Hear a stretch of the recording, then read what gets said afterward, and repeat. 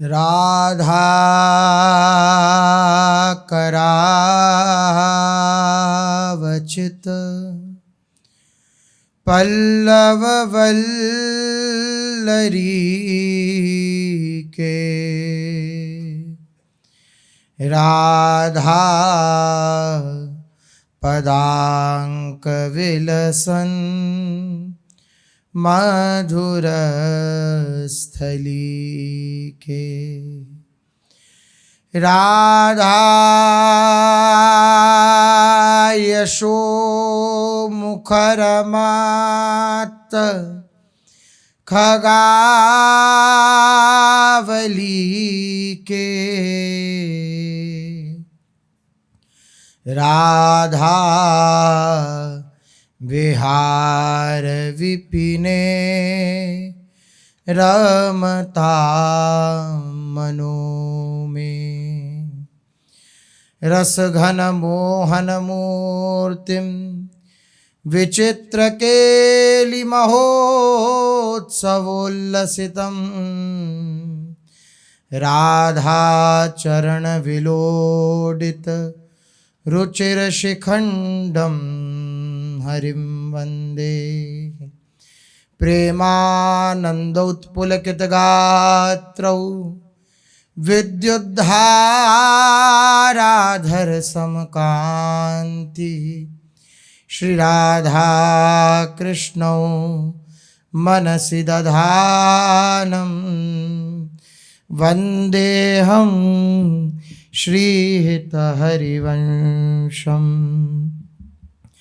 वन्देऽहं श्रीहितहरिवंशम्। राधा राधा राधा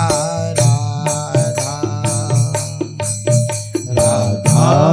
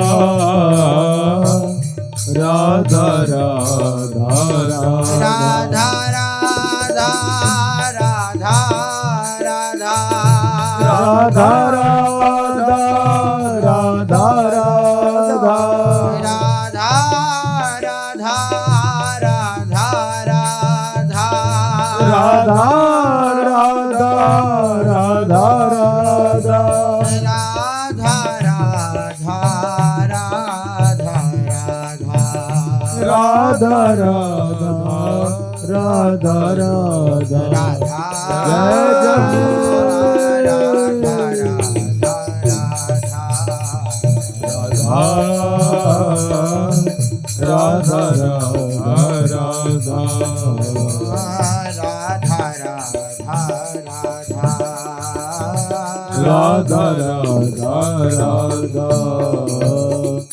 श्री राधा वल्लभ लाल की, महाप्रभु श्री हरिवंश चंद्र जी महाराज की।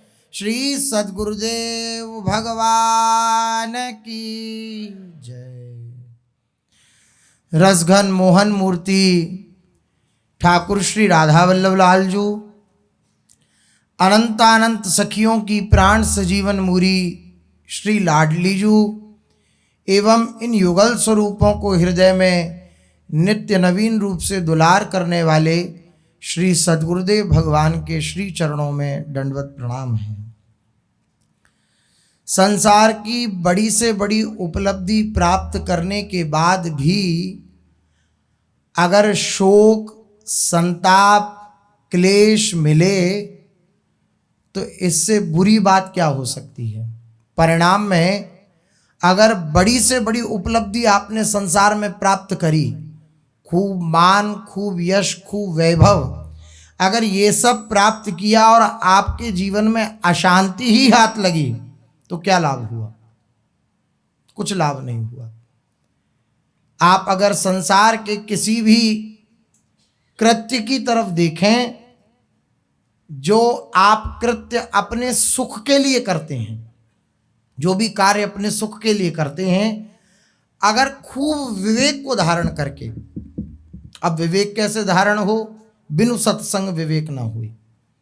महापुरुषों का सिद्ध सिद्धांत है कि बिना सत्संग के विवेक की प्राप्ति नहीं होती।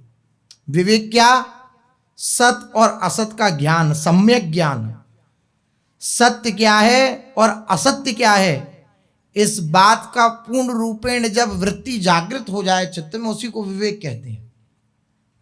सद विवेक जागृत हो जाना, हमारे लिए लाभकारी क्या है और अनिष्ट कारी क्या है, यह हमें ज्ञात हो जाना। और ये ज्ञान बिना सत्संग के नहीं होता। सत्संग से ये ज्ञान होता है कि संसार की किसी भी वस्तु को आप प्राप्त करें, कोई भी आपके जीवन का लक्ष्य हो आपका बनाया हुआ, आपका बनाया हुआ इसलिए क्योंकि जो मूल लक्ष्य है वो सबका एक ही है, सब भूले हुए हैं उसे। तो जो आपका बनाया हुआ लक्ष्य है, अगर उसके प्रति दृष्टि करें तो आप पाएंगे उसके परिणाम में केवल दुख ही हाथ लगता है, अशांति ही हाथ लगती है, क्लेश ही हाथ लगता है। आप करते सुख के लिए हैं, करते शांति के लिए हैं, वह कृत्य करते इसलिए हैं कि हमारे मन की जलन शांत हो जाए, करते इसलिए हैं जो हमारे हृदय में बेचैनी है वो शांत हो जाए, लेकिन फलस्वरूप एक नई बेचैनी का प्रादुर्भाव हो जाता है। जिस कार्य को आपने संपन्न किया या आपके प्रारब्धानुसार वह संपन्न हो गया, सुख या दुख देने वाला, उसके फलस्वरूप आपको दुख ही मिलता है। जो सुख के लिए आपने कृत्य किया उसके फलस्वरूप भी दुख ही मिलता है। तो जो सयाने हैं, जो खूब विवेकवान हैं या खूब विवेक जो रखने वाले हैं संसार में, अगर उनसे भी पूछा जाए कि आप नकली नोटों की गड्डी लेना चाहेंगे या असली नोटों की, तो जो खूब विवेकवान होंगे, जिनमें थोड़ी भी बुद्धि होगी, वह यही उत्तर देंगे कि नहीं, हम नकली नोट की गड्डी लेके क्या करेंगे, असली लेंगे, क्योंकि असली से हमें भोग सामग्री मिलेगी, नकली से थोड़ी मिलेगी। इसी प्रकार जो सयाने होते हैं, कैसे सयाने?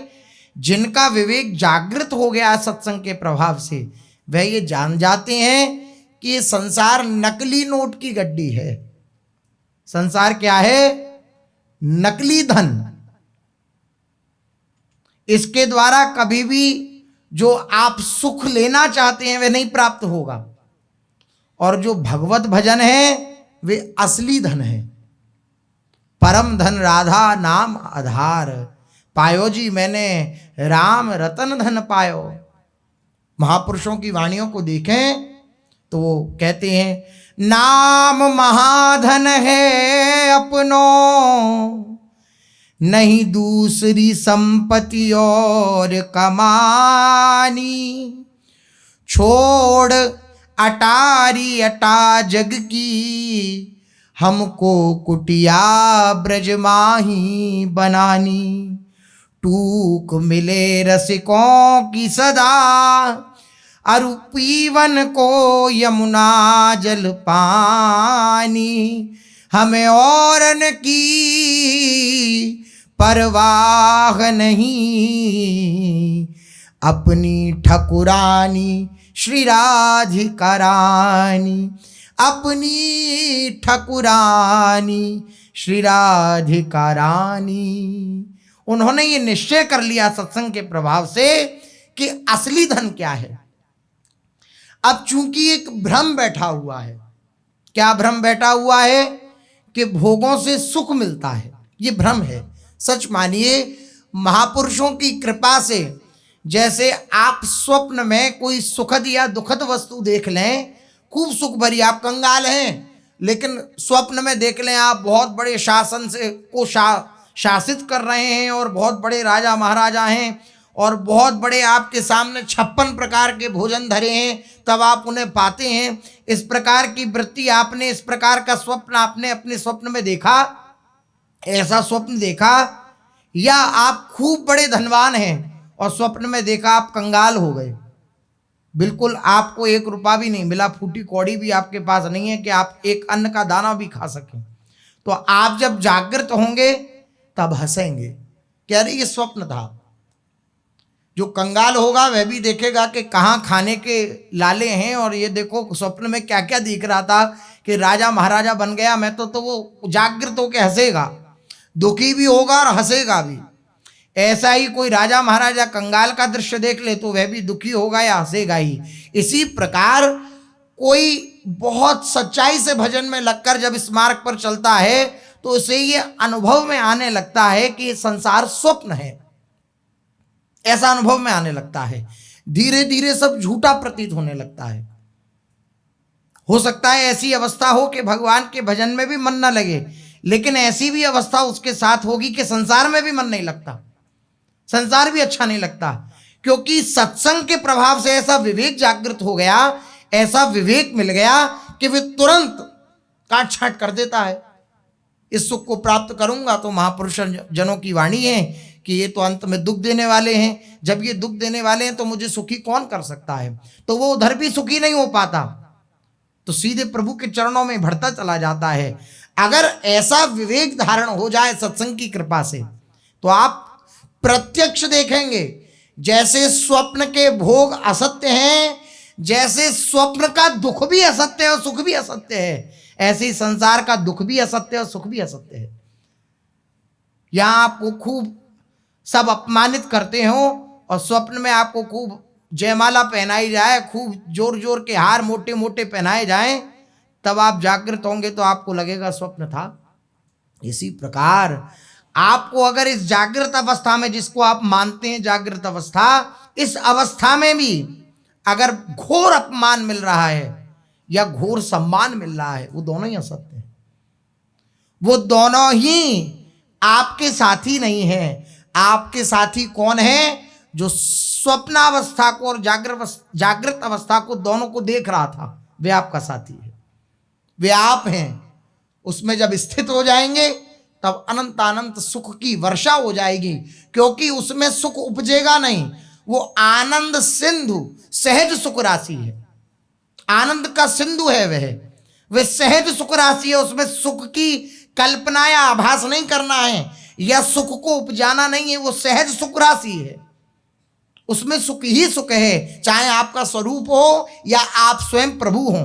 उनका आश्रय ग्रहण करने से केवल सुख की प्राप्ति होती है, अन्यथा इन भोगों की लिप्सा में लिप्त होकर के इन भोगों की आकांक्षा रखने वाला कभी तृप्त नहीं होता। महापुरुषों ने कहा कि अगर ये जीवन श्री प्रियालाल के बिना बीत जाए तो फिर इस जीवन का लाभ क्या हुआ। गोस्वामी तुलसीदास जी कह रहे हैं कि ऐसे जीवन से सो पशुओं का जीवन अच्छा है, तिनते खर सूकर स्वान भले। मनुष्य शरीर में एक अधिक वस्तु मिली है सबको भगवान की तरफ से गिफ्ट के रूप में। क्या मिला है? विवेक। पशुओं में विवेक नहीं है, मनुष्य शरीर में विवेक मिला है। आप क्या सही है और क्या गलत है इसका निर्णय कर सकते हैं। आपके अंदर ऐसा विवेक है कि क्या सही है और क्या गलत है, आप इसका निर्णय कर सकते हैं। अगर इसका निर्णय नहीं कर सकते हैं और नहीं कर रहे हैं तो इसका अर्थ यह है कि आप पशु के समान हैं। धर्मो ही हीना पशुभिर समाना। दो धर्म से हीन है। धर्म क्या? विवेक, क्या सही है और क्या गलत है उसके प्रकार से आचरण करना, शास्त्र सम्मत आचरण करना, यही धर्म है। शास्त्र के विरुद्ध आचरण करना यही अधर्म है। तो ये जो विवेक मिला है इसका आश्रय न लेकर हम अपने असद विवेक का आश्रय ले लें, असद वृत्ति का आश्रय ले लें, तो वो हमारे लिए पतन का कारण हो जाता है। और उसी को महापुरुष जनों ने कहा कि वे पशु हैं। महापुरुष जन कह रहे हैं, गोस्वामी तुलसीदास जी, अस प्रभु छाड़ी भजई जे आना, ते नर पशु बिन पूछ विशाना। भगवान को छोड़ करके, भगवान से विलग हो करके, भगवान को बिल्कुल अलग करके अपने आप से जो विषयों के लिए जीता है, वे मनुष्य रूपेण मृगास चरंती, वो मनुष्य के रूप में पशु है।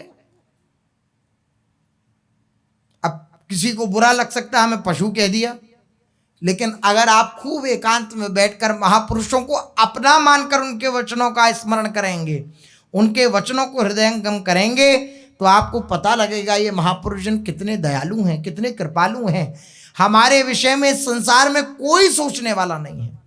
आप संसार में जहां दृष्टि लगा के देखें, आप विचार करिए, आपके विषय में, आपके लिए कोई सोचने वाला नहीं है। केवल हेतु रहित श्री हरि और हेतु रहित प्रभु के जन, हरि के जन, ये ही आपके विषय में, आपके लिए सोचने वाले हैं। अगर आप एकांत में खूब ठंडे दिमाग से महापुरुषों की वाणी का चिंतन करेंगे, तब आपके नेत्रों से अश्रु प्रवाह होने लगेगा कि मुझ जैसे नीच को भी कोई प्यार करने वाला है। मैं गर्त में गिर रहा हूं, इस गर्त से उठाकर मुझे प्रभु के चरणों में स्थापित करने वाला क्या कोई है? आपका अश्रु प्रवाह होने लगेगा। इन महापुरुषों की वाणी को कभी विरोध भाव में मत लीजिए। ये आपसे अत्यंत प्यार करते हैं। क्यों करते हैं? क्योंकि ये अपने हरि से अत्यंत प्यार करते हैं और अपने हरि को ही सर्वत्र देखते हैं, इसलिए आपसे अत्यंत प्यार करते हैं। समस्त सचराचर से अत्यंत प्यार करते हैं महापुरुष जन। मनुष्य की तो बात क्या चले, पशु पक्षी कीट पतंग लता गुल्म औषधि को भी इतना प्यार करते हैं महापुरुष जन, प्राणों के समान प्यार करते हैं। कोई छेड़े नहीं, कोई बिना आज्ञा के किसी प्रकार की कोई लीला ना करे, ऐसी आज्ञा रहती है महापुरुषों की। तो मनुष्य की तो बात ही क्या है, पशु पक्षी कीट पतंग लता आदि सबके लिए वात्सल्य का भाव रहता है महापुरुषों का। अगर महापुरुष जन कह रहे हैं कि ऐसा जीवन पशु के समान है, तो हम इस पर तर्क ना करें, हम एकांत में बैठकर के विचार करें कि ऐसा क्यों कहा गया। पशु भी आहार निद्रा भय मैथुन में लगा रहता है और मनुष्य भी आहार निद्रा भय मैथुन में लगा रहता है, तो क्या अंतर हुआ? पशु भी आहार की खोज करता रहता है और मनुष्य भी आहार की खोज में भटकता है। निद्रा के लिए पशु भी लालायित रहता है, मनुष्य भी लालायित रहता है। पशु को भी भय व्याप्ता रहता है हर प्रकार का, किसी न किसी प्रकार का भय उसे रहता है। इसी प्रकार मनुष्य को रहता है। और भी विचित्र भोग विलासों में पशु भी तल्लीन रहता है और मनुष्य भी तल्लीन रहता है, तो क्या अंतर है? धर्मो ही अधिको, धर्म ही अधिक है। जिसके अंदर धर्म है, सद्विवेक है, वही मनुष्य कहलाने लायक है। अन्यथा मनुष्य में और एक पशु में कोई अंतर नहीं है। तिनते खरसू कर स्वान भले, जड़ता बसते न कहें कछु वही। उन्हें तो कुछ पता ही नहीं है। खर सूकर स्वान आदि जो हैं, उन्हें तो अपने कल्याण का साधन पता ही नहीं है कि हमारा कल्याण कैसे होगा। लेकिन मनुष्य रूप में भी कल्याण का साधन जानने पर भी अगर कोई कल्याण में न लगे अपने, तो उससे बड़ी विडंबना कोई नहीं हो सकती, उससे बड़ा दुर्भाग्य नहीं हो सकता कि अपने कल्याण का साधन जानकर भी हम खूब एकाग्रता से अपने कल्याण के साधन में न लगे। हम अपने दुश्मन हो गए, हम जानते नहीं इस बात को लेकिन ऐसी धारणा धारण करके हम अपने दुश्मन हो गए, हम अपने हितैषी नहीं रहे। इसलिए खूब एकाग्रचित होकर के हम इस बात को धारण करें। खूब संपत्ति प्राप्त कर ली तो क्या हो गया, खूब विद्वता प्राप्त कर ली तो क्या प्राप्त कर लिया। ये विद्वता, ये संपत्ति क्या भगवान से संबंध करा देगी, क्या भगवान से मिलन करा देगी? अगर नहीं कराएगी तो क्या लाभ हुआ।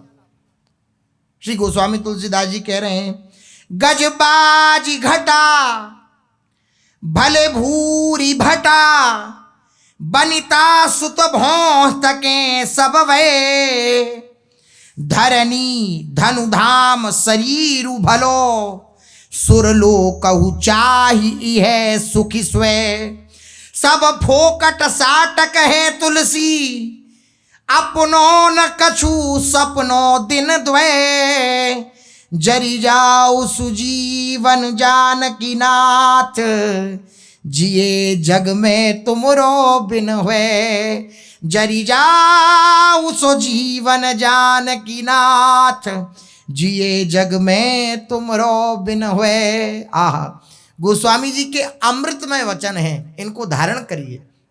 गोस्वामी जी कह रहे हैं ऐसा जीवन तो जल जाए तो ज्यादा अच्छा है, जो बिना जानकी नाथ के हुए रह गया, बिना प्रभु के हुए रह गया। सच मानिए, बिना प्रभु के जीवन ऐसा है जैसे किसी मकान में आग लगा दी जाए, खंडर जैसा मकान, ऐसी स्थिति होती है बिना भगवान के। बिना भगवान के ऐसी स्थिति होती है जैसे सब्जी में नमक नहीं डाला जाए तो कैसी लगेगी आपको। खूब बढ़िया बढ़िया पदार्थ डाले गए और बढ़िया बढ़िया मसाले मंगा करके खूब डाले गए अच्छे अच्छे, लेकिन नमक की कमी रह गई। बोले नमक नहीं मिलेगा, बाकी सब डालेंगे तो कैसा लगेगा। ऐसे ये पूरा जीवन जो हम जी रहे हैं, खूब अच्छे अच्छे पदार्थ अपने भोगने की चेष्टा करी, ये भी मिल जाए, ये भी मिल जाए, ये भी मिल जाए, यहां से भी सुख ले लूं, यहां से भी सुख ले लूं, लेकिन जो मूल है प्रभु का नाम, प्रभु का स्मरण, वह नहीं जीवन में हुआ तो ये सब नाशवान हो जाएंगे। देखिए, महापुरुष जन कह रहे हैं कि आपके द्वार पर खूब हाथी घोड़ों का समूह खड़ा है, अनेक अच्छे अच्छे वीर हैं, स्त्री पुत्र सब आपकी भौं ताकते रहते हैं कि कब आपकी आज्ञा हो और उसके अनुसार अपना जीवन बनावें और आपको सुख प्रदान करने की चेष्टा करें। यद्यपि ऐसा असंभव है, ऐसा सुख प्राप्त करना एक सामान्य जीव के लिए असंभव है, लेकिन तुलसीदास जी कह रहे हैं ऐसा हो भी जाए। हम कहते हैं ऐसा हो भी जाए कि खूब आपके द्वार पर बड़े बड़े जो है सैनिक खड़े हैं, वीर खड़े हैं आपकी रक्षा के लिए, और बड़े बड़े हाथी घोड़े। अब तुलसीदास जी के समय हाथी घोड़े थे, महाराज जी हाथी घोड़े कह रहे हैं, लेकिन बड़ी बड़ी गाड़ियां खड़ी हैं और खूब आप अपने आप को धनवान समझते हैं और खूब अच्छे अच्छे आपके बॉडीगार्ड खड़े हैं, अच्छे अच्छे वीर खड़े हैं, स्त्री पुत्र सब आपकी भौं ताकते हैं, आपकी आज्ञा का पालन करते हैं, जैसी आप आज्ञा करते हैं उसके अनुसार वह अपना जीवन बनाते हैं। पृथ्वी धन घर शरीर सब कुछ अच्छे हैं, देवलोक से भी यह सुख बढ़कर है, किंतु श्री तुलसीदास जी कह रहे हैं कि यह सब निरर्थक और निस्सार है, अपना कुछ नहीं है। जब आप जाएंगे तो ना वे पत्नी पुत्र आपके साथ जाएंगे, ना वे द्वार पर खड़ी हुई आपकी गाड़ी आपके साथ जाएंगी, ना द्वार पर खड़े हुए वीर आपके साथ जाएंगे। आपके साथ जो जाएगा उसके प्रति दृष्टि नहीं करी, उसकी तरफ सन्मुख नहीं हुए, तो फिर लाभ क्या हुआ। गोसाई जी कह रहे हैं ये सब कुछ निरर्थक है, ये सब कुछ निस्सार है, सब 2 दिन का स्वप्न है। 2 ही दिन होते हैं सबके पास, एक जन्मदिन एक मरण दिन, बस 2 दिन होते हैं, बीच का तो ये सब कहाँ गिना जाएगा। 2 ही दिन होते हैं सबके पास, एक जन्मदिन मनाया जाता है और एक मृत्यु का दिन मनाया जाता है, 2 ही दिन होते हैं सबके पास, सब 2 दिन का स्वप्न है। हे जानकीनाथ, जो संसार में आपका हुए बिना जीता है उसका जीवन व्यर्थ है, व्यर्थ है, व्यर्थ है। इसलिए महापुरुषों की इन वाणी को आश्रय लेकर के महापुरुषों के अनुभव को स्वीकार करें, बिना बुद्धि लगाए, बिना किसी अपनी तर्कमयी वृत्ति से इन महापुरुषों की वाणी को काटे बिना इनको सहज स्वीकार कर लेंगे तो आप पाएंगे तुरंत आपके जीवन में दिव्य लाभ प्रकट होने लगा, आपको इस वाणी का चमत्कार मिलने लगा, आपका जीवन जीवन बन गया। जीवन को जीवन बनाना आसान नहीं है। जीवन को जीवन बनाकर उस जीवन को जीना ये आसान नहीं है। ये कोई महापुरुष ही कर पाता है। जीवन क्या है? वही जिसमें श्री युगल सरकार का प्रेम हो। कह रहे हैं ना, जरी जाओ सुजीवन जान की नाथ, जिए जग में तुमरो बिन होए। अगर भगवान के प्रेम के बिना, भगवान के हुए बिना अगर हम जीवन जी रहे हैं तो वो जीवन जीवन नहीं है। जीवन तो वही है जिसमें श्री प्रियालाल का प्रेम है। प्रियालाल की स्मृति कर करके उनकी याद में आंखों से अश्रु प्रवाह हो रहा है। धीरे धीरे उनके नाम का स्मरण हो रहा है। मीठी मीठी उनकी याद आ रही है। ये जीवन है। इस जीवन के लिए बड़े बड़े सिद्धात्मा, विमलात्मा भी लालायित रहते हैं। ऐसा ये जीवन है। इसलिए इस जीवन की याचना करें, हम प्रभु से प्रार्थना करें। रोज का जो विश्राम होता है सिद्धांत का, उसमें ये बात जरूर श्री जी कहलवाती, प्रार्थना जरूर करें। अगर हम अपने आप को असमर्थ समझें इस बात से कि हम संसार के भोगों को नहीं छोड़ पा रहे, हम ऐसा विवेक धारण नहीं कर पा रहे कि संसार असत्य है, संसार में सुख नहीं है, भगवान में सुख है, ऐसी वृत्ति हमारी दृढ़ नहीं हो पा रही, तो हम रोज प्रार्थना करें प्रभु से कि हे नाथ, हम पर कृपा करिए, हमें आपसे प्यार हो, हमें संसार से प्यार ना हो, हमें संसार का ये आकर्षण खींच ना पाए, आपका आकर्षण हमें खींचे, हम आपके चरणों में ही सदा लवलीन रहें, तल्लीन रहें, आपकी याद में अपने जीवन को गुजारें, आपकी याद में अपने जीवन को जीवन बनाएं। चलते हैं महाप्रभु श्री हरिवंश चंद्र जी महाराज के जो शरणागत जन हैं, श्री हरिराम व्यास जी महाराज, अद्भुत सुख की वर्षा इनके जीवन में हो रही है। संतों के प्रति अनन्य निष्ठा, संतों के शीत प्रसादी के प्रति अनन्य निष्ठा, जुगल किशोर के चरणों में अनन्य निष्ठा, श्री व्यास जी के चरित्र में इष्ट निष्ठा, संत निष्ठा, गुरु निष्ठा सब दर्शनीय है। धाम निष्ठा, ऐसी कौन सी निष्ठा नहीं है जो श्री व्यास जी के चरित्र में ना हो। धाम तो ऐसी आसक्ति धाम के प्रति कि मुख पर कालिक पोतली। क्या ऐसा अपराध बन गया कि लाडी जी मुझे अपने धाम से विलग करने की इच्छा? नहीं नहीं नहीं, कालिक पोतली वृंदावन की लताओं से लिपट लिपट के रो रहे हैं, ऐसी धाम की निष्ठा।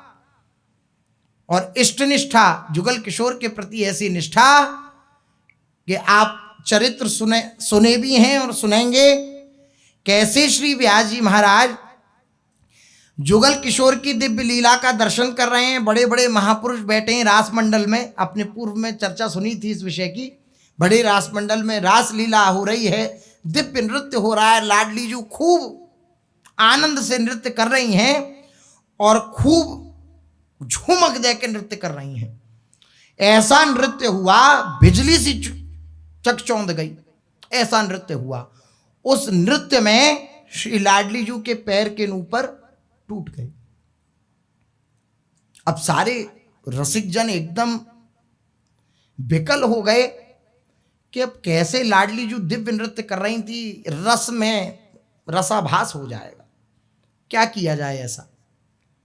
तुरंत विचार कर रहे हैं सब। व्यास जी ने देखा इधर उधर, तुरंत दृष्टि गई अपने यज्ञोपवीत पर, और यज्ञोपवीत पर जैसी दृष्टि गई तो तुरंत श्री हरिराम व्यास जी ने वह यज्ञोपवीत को उतारा, तोड़ा, ऐसा लिखा है महापुरुषों ने, और तुरंत उस यज्ञोपवीत में श्री प्रियाजू के नूपुर गूंथे और उन नूपुरों को श्री प्रियाजू के श्री चरणों में पधराया। सारे जितने भी संत जन थे अवाक रह गए व्यास जी की इस निष्ठा को देख करके।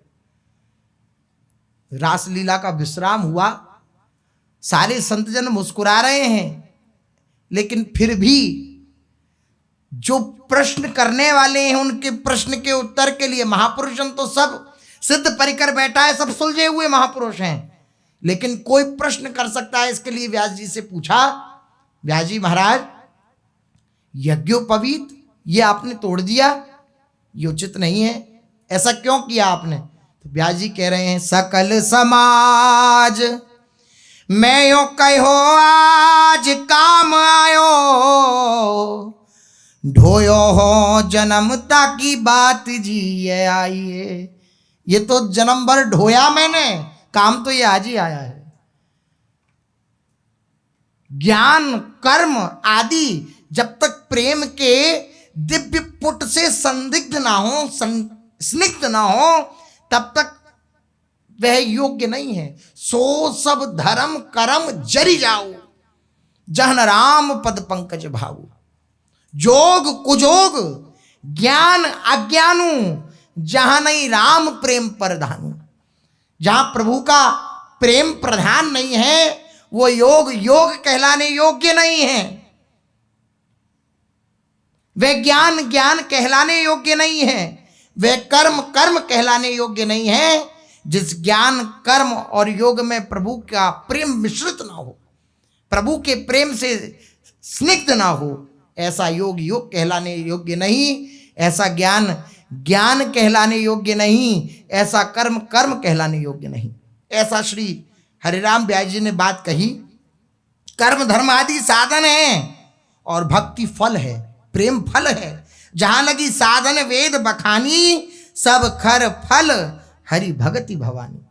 सबका फल है, भगवान शंकर कह रहे हैं, सबका फल है भगवान के प्रति भक्ति जागृत हो जाना। भक्ति का स्वरूप निरंतर प्रभु का प्रेममय स्मरण, ये भक्ति का स्वरूप है।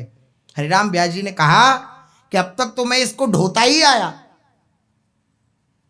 इस धर्म को धोता ही आया, लेकिन परम धर्म आज हुआ है इसका भी सौभाग्य है। श्री प्रियाजू के चरणों में ये बन गया। अत्यंत आनंद हुए, जितने भी संत जन थे वे सब अत्यंत आनंद हुए। तो इष्ट निष्ठा ऐसी, धाम निष्ठा ऐसी, गुरु निष्ठा ऐसी कि एक बार गुरुदेव ने जो कह दिया उसके लिए प्राण न्यौछावर कर देना, ऐसी गुरु निष्ठा। अगर गुरुदेव ने कह दिया श्याम श्यामा पद कमल संगी सिर नायो, तो ये जीवन में धारण कर लिया। यह जिए जान श्याम श्यामा पद कमल संगी सिर नायो। अगर ये आज्ञा कर दी गुरुदेव ने, तो आजीवन गुरुदेव की इस आज्ञा का पालन श्री हरिराम व्यास जी ने किया। गुरु निष्ठा ऐसी, गुरु निष्ठा ऐसी, धाम निष्ठा ऐसी, इष्ट निष्ठा ऐसी, और संत निष्ठा तो कहना ही क्या। संतों के प्रति तो प्रतिक्षण प्राण हाजिर। ऐसा श्री हरिराम व्यास जी का जीवन। कैसी संतों के प्रति निष्ठा कि जैसे भी हो कैसे भी हो, तिलकधारी संत को देख ले, कंठीधारी संत को देख लें तो तुरंत उसके पूजन करने के लिए व्यास जी आतुर होते हैं, उत्साहित होते हैं। तुरंत उसके चरणोदक को उतारते हैं, चरणोदक का पान करते हैं महापुरुषों के, संतों के, और तुरंत उनको कुछ ना कुछ भोग पवाते हैं, उनकी चरण सेवा करते हैं। इस प्रकार से व्यास जी संत निष्ठा ऐसी। इनकी संत निष्ठा को सुना। गायो भक्त इष्ट अति सुन के, महंत एक लेन को परीक्षायो संग संत भीर है। अब जब आप कोई निष्ठा धारण करेंगे तो उसकी परीक्षा भी होगी कि आप उस निष्ठा में दृढ़ रहते हैं या नहीं। अब एक महंत के मन में आई, उसने सुना था कि श्री हरिराम व्यास जी भक्तों को अपना अति इष्ट मानते हैं, भगवान से भी बढ़कर मानते हैं। तो आज हम देखते हैं जाकर के ये भगवान से बढ़कर मानते हैं या कुछ न्यूनता है, भगवान से कुछ न्यून मानते हैं, या ये बात सत्य है कि भगवान से बढ़कर भक्तों को मानते हैं। तो परीक्षा लेने की भाव उसके हृदय में आई। महंत श्री व्यास जी के इस भाव की परीक्षा लेने आए। उनके संग संतों की बहुत बड़ी जमात थी, जमात भी साथ थी। महंत जी ने आते ही तुरंत श्री व्यास जी ने देखा कि कोई संत भगवान पधार रहे हैं, तुरंत गए, उनकी अगवानी करी, घर में विराजमान किया आसन बिछाकर, चरणोदक उनका उतारा, पूरे घर में छिड़का उस चरणोदक को, खुद ग्रहण किया, परिवार वालों को ग्रहण करवाया, फिर आकर विराजे। श्री व्यास जी महाराज तुरंत महंत जी ने कहा कि हमें बहुत जोर की भूख लगी है, ये परीक्षा, बहुत जोर की भूख लगी है हमें। वे श्री व्यास जी को सुना सुनाकर अपने भूखे होने की बात कहने लगे। एक बार व्यास जी से कह दी। अब जितने भी संत जन थे आपस में, अरे हमें बहुत जोर की भूख लगी है, हमें बहुत जोर की भूख लगी है। व्यास जी ने प्रार्थना करी। व्यास जी ने कहा आप लोग, आप सब संत जन थोड़ा सा तनिक धैर्य धारण करें, अभी बस श्री ठाकुर जी को भोग पधराया जा चुका है, बस थोड़ी देर भोग लग जाए, उसके बाद तुरंत प्रसाद की थाल आएगी, वे सब आप लोग खूब आरोगिएगा। यह सुनकर महंत जी ने सोचा कि मालूम पड़ता है कि हृदय से तो ये भगवान को ही परम इष्ट मानते हैं, क्योंकि भोग का बात कह दी ना कि भोग लग जाए उसके बाद पाइएगा। तो व्यास जी की इस बात को सुनकर के जो महंत थे वो बोले कि लगता है ये जो बात प्रसिद्ध है व्यास जी के विषय में कि भक्त इष्ट अति व्यास के, अति इष्ट मानते हैं ये भक्तों को, तो ये बात लगता है गलत है। ये देखो भोग की बात कह दी, हमें भूख लगी है तो हमें देना चाहिए था, अगर हम अति इष्ट हैं तो सबसे पहले देना चाहिए था। बात गलत निकली। ऊपर से ये कहते रहते हैं कि संत इष्ट हैं, लेकिन ऐसी बात हमें प्रतीत नहीं होती है। अतः महंत जी ने जब भगवान के भोग की बात सुनी तो श्री नाभाजी के वचन को उन्होंने प्रमाण नहीं माना। उन्होंने मन में श्री व्यास जी के भाव पर शंका करी। इतने में भगवत प्रसाद आ गया, भगवान का प्रसाद आ गया। श्री व्यास जी ने बड़े ही भावपूर्वक महंत जी के सामने पत्तल बिछाई और सुंदर प्रसाद जो भोग लग के आया था उस प्रसाद को विराजमान किया पाने के लिए। अब महंत जी ने तो 2-4 ग्रास पाया, बस बहुत भूख भूख कह रहे थे इतनी देर से, लेकिन 2-4 ग्रास पाया और 2-4 ग्रास पाने के बाद उठ गए, मानो उनके पेट में पीड़ा हो गई हो, इस प्रकार भावना कर उठ गए तुरंत। तब श्री व्यास जी ने उनकी पत्तल समेटी और बोले कि संत कितने कृपालु होते हैं, आपने कृपा करके मेरे लिए अपनी समस्त शीत प्रसादी छोड़ दी। कितने संत कृपालु होते हैं, कितनी कृपा आपकी। अब महंत जी महाराज तो ठीक है आप ऐसा कह रहे हो, लेकिन अंदर भावना है कि ये जो है ऊपरी ऊपरी कह रहे हैं। अब कोई और होता तो ये सोचता, नाराज होता कि प्रथम तो भूख भूख चिल्ला रहे थे कि भूख लगी है भूख लगी, अब 2-4 ग्रास खा के उठ गए। अब हमारे को ये हो तो ऐसा ही सोचे कि इतनी देर से भूख भूख कह रहे थे, हमने जल्दी जल्दी सारा भोग श्री ठाकुर जी का भोग लेके आए कि पामे महंत जी महाराज, और ये तो अब 2-4 ग्रास पा के ही उठ गए। लेकिन इन्होंने बिल्कुल भी दोष दर्शन नहीं करा। उन संत के जो उच्छिष्ट बचा था उस पूरी पातल को उठाया और अपने मस्तक पर धारण किया कि ये संतजन कितने कृपालु होते हैं, अपने जनों से कितना प्यार करते हैं। मुझ जैसे अधम जो शीत प्रसाद की महिमा को भी नहीं जानते, उनके प्रति इन्होंने शीत प्रसाद देकर के बड़ी कृपा करी। कैसी दैन्यता व्यास जी के अंदर है। यद्यपि इनसे बढ़कर प्रसाद की महिमा कौन जाने, शीत प्रसाद की महिमा कौन जाने, शीत प्रसाद को अपना जीवन मानते हैं ये। कोई बात नहीं, प्रेम पूर्वक उस पत्तल को व्यास जी महाराज ने समेट लिया और फिर व्यास जी ने कहा कि अच्छा अब आप और पाइए। अब ये और पाइए क्या? श्री व्यास जी महाराज कह रहे हैं, पातर समेट लई शीत करी मोको दई, पावो तुम और पाव लिए दृगनीर हैं। श्री व्यास जी महाराज ने कहा कि पावो तुम और, या और से तात्पर्य है अमनिया सामग्री से, कि आप ये भावना लेकर के आए थे, हम जान गए आपकी भावना को परीक्षा लेने के लिए निष्ठा की कि हम आपको अति इष्ट मानते हैं या नहीं मानते हैं। अरे श्री व्यास जी समझ गए हमारी परीक्षा लेने आए हैं, ये इस समय हमारे परम इष्ट बनकर आए हैं, अतः इष्ट को तो अमनिया ही भोग लगना चाहिए। परम इष्ट बनकर आए हैं, ये भावना हृदय में रख के आए हैं कि ये व्यास जी मानते हैं या नहीं मानते, तो इनकी भावना को पुष्ट करने के लिए व्यास जी ने कहा ये हमारे परम इष्ट बन के आए हैं और इष्ट को तो अमनिया ही देना चाहिए। तुरंत अमनिया लेकर आए, बोले ये पाइए। प्रश्न होगा कि पहले अमनिया क्यों नहीं दिया? तो पहले अमनिया इसलिए नहीं दिया, श्री व्यास जी तो संतों को ही परम इष्ट मानते हैं, परंतु और संत तो भगवान को ही परम इष्ट मानते हैं ना, भगवान को इष्ट मानते हैं। और जो संत भगवान हैं वे बिना भगवान का उच्छिष्ट के बिना कुछ और ग्रहण नहीं करते। इसलिए व्यास जी मानते तो भक्तों को ही परम इष्ट हैं, लेकिन भक्तों के इष्ट भगवान ही हैं। भक्त जब ही प्रसन्न होंगे जब उन्हें प्रसाद मिलेगा। इसलिए श्री व्यास जी ने उनसे कहा था कि अभी भोग लगा है इसलिए हम आपको प्रसाद ला करके देंगे, लेकिन जब देखा परीक्षा लेने आए हैं अर्थात ये परम इष्ट का भाव रख के आए हैं, तो तुरंत व्यास जी महाराज ने सुंदर अमनिया मंगाया और अमनिया जैसे ही देखा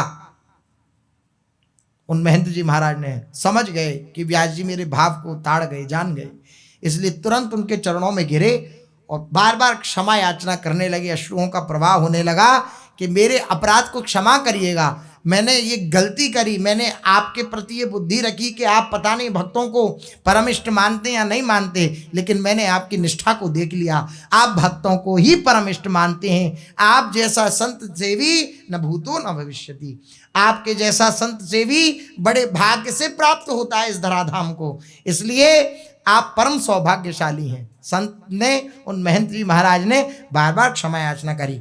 ऐसी संत निष्ठा, धाम निष्ठा, गुरु निष्ठा, संत निष्ठा, ये सब निष्ठाएं श्री हरिराम व्यास जी के जीवन में। प्रसाद निष्ठा देखिए, शीत निष्ठा, चरणामृत निष्ठा, कौन सी ऐसी निष्ठा नहीं है जो श्री व्यास जी के चरित्र में ना हो।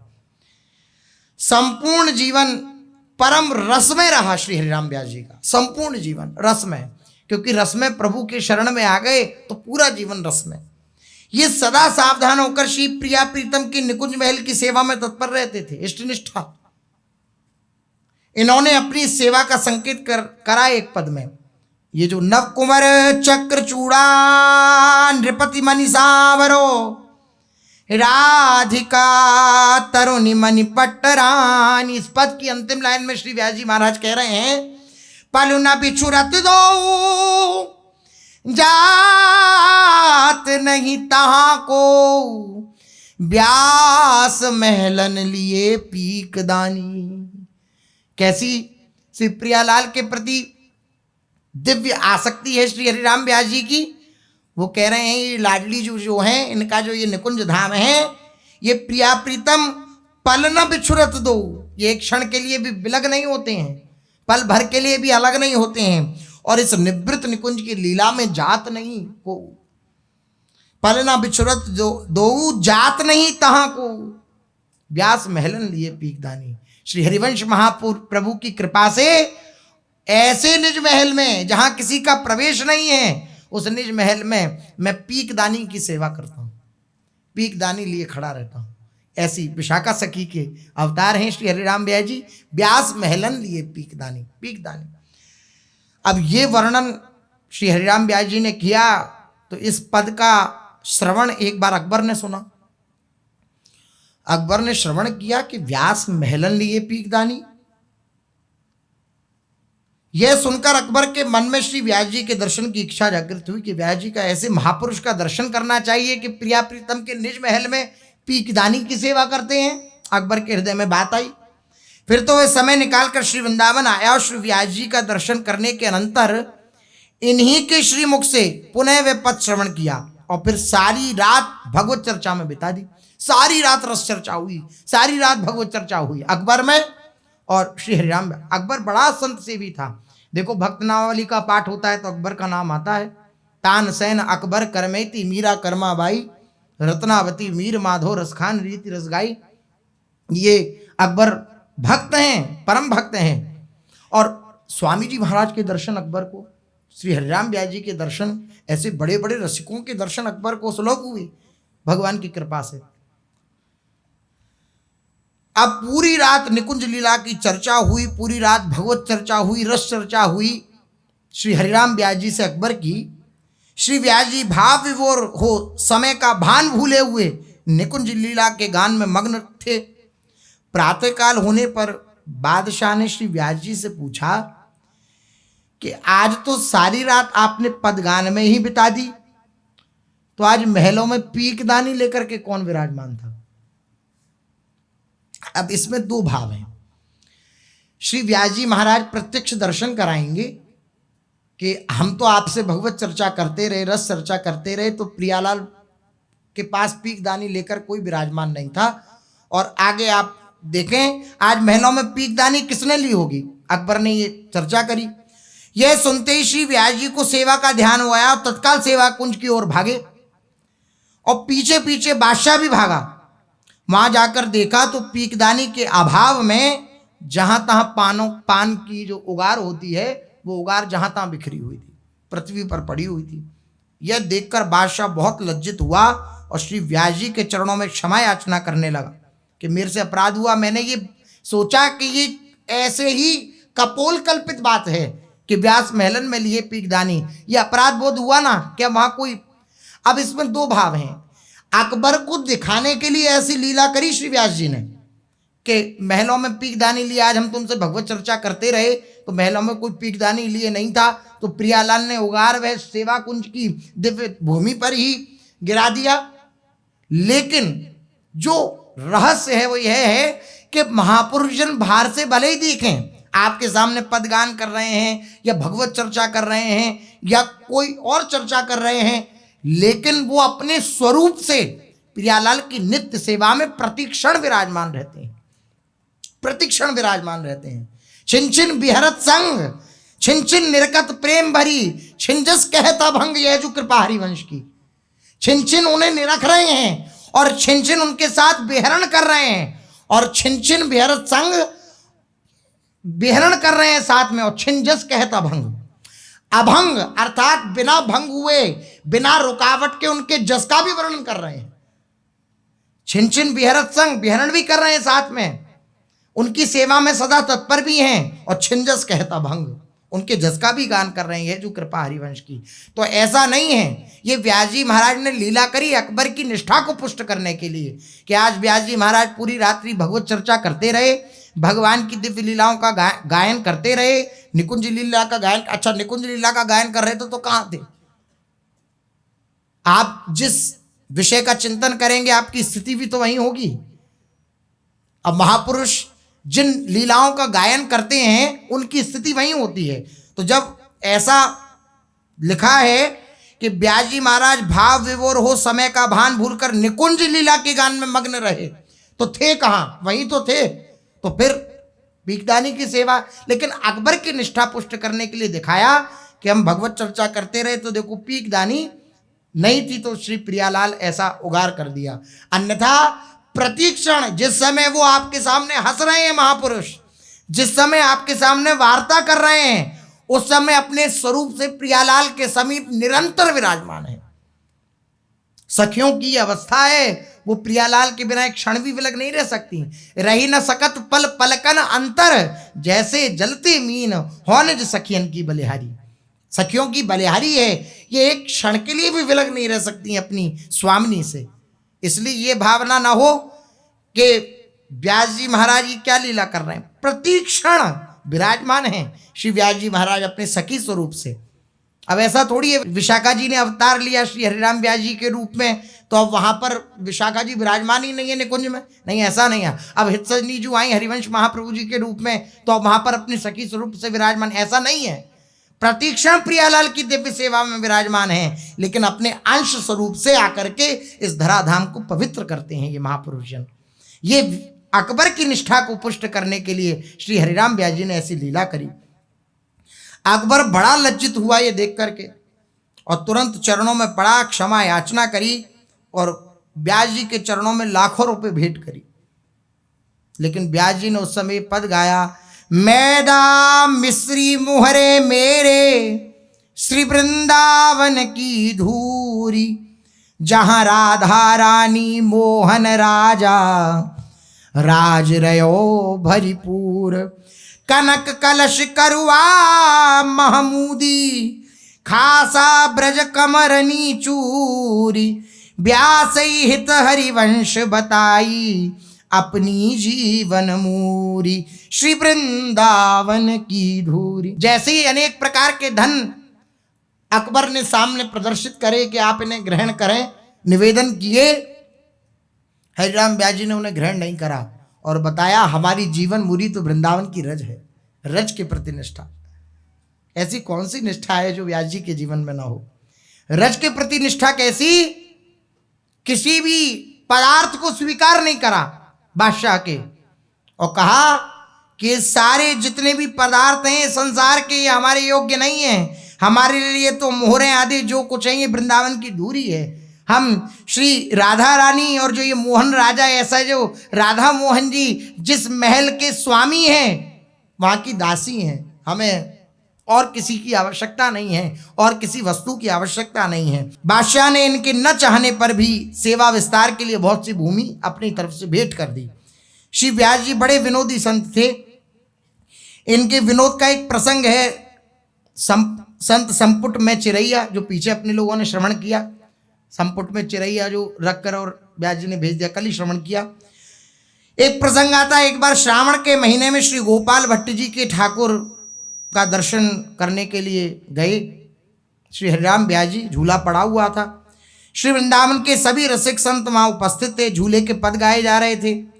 श्री गोपाल भट्ट जी ने श्री व्यास जी से भी कहा कि आप भी सिद्ध कवि हैं और तुरंत काव्य की रचना करने वाले हैं, ऐसे आप कवि हैं तो आप कृपा करो कुछ गाओ, कोई पद बनाकर हमारे ठाकुर जी को भी उनके श्रृंगार का भी वर्णन करो।